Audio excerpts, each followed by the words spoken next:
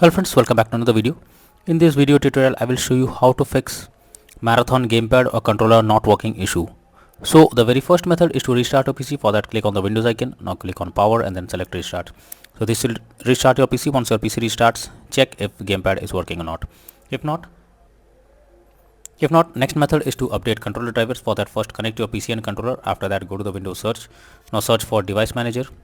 Here you have to expand human interface devices, select a controller, right click on it, click on update driver and then click on search automatically for drivers. So this will check and update your controller drivers. Once done, launch the game and then check whether controller is working or not. If not, next is to enable or disable Steam input.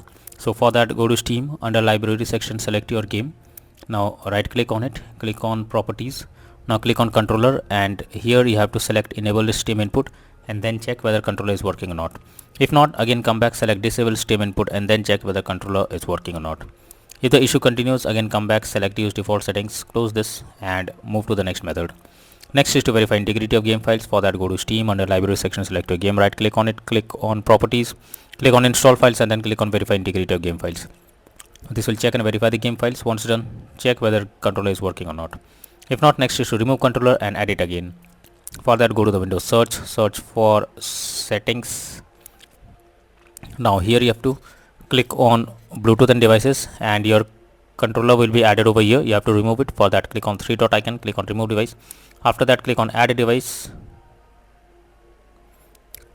After that, restart your PC. Once your PC restarts, again go to settings, click on Bluetooth and devices. Now here you have to click on add a device, click on everything else, add your controller over here and after that check whether controller or gamepad is working or not.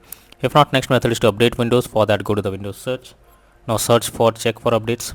This will take you to the Windows update page. Here you have to click on check for updates option and it will check if there is any update available. If yes, update your Windows to the latest version and after that check whether controller is working or not. If not, next is to check for game update. So for that, go to Steam and here you will find if there is any update available. So if there is any update, click on the update option and wait for some time. Once the game is updated, after that check whether controller is working or not.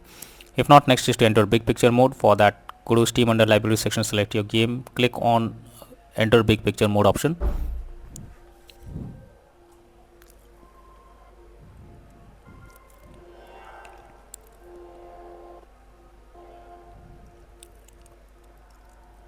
Now here you have to select the game.